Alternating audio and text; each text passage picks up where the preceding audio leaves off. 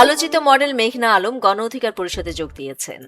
দলের প্রাথমিক সদস্যপদ পূরণ করেন তিনি। আজ রবিবার গণ অধিকার পরিষদের উচ্চতর পরিষদের সদস্য ও গণমাধ্যম সমন্বয়ক আবু হানিফ বিষয়টি নিশ্চিত করেছেন।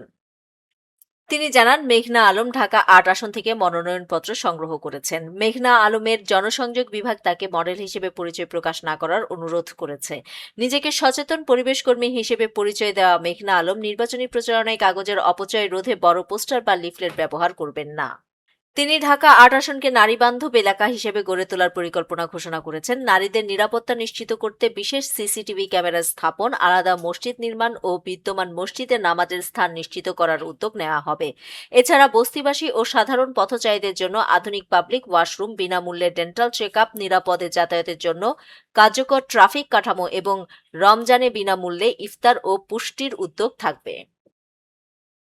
নিউজ ডেস্ক, দৈনিক পূর্বকোণ।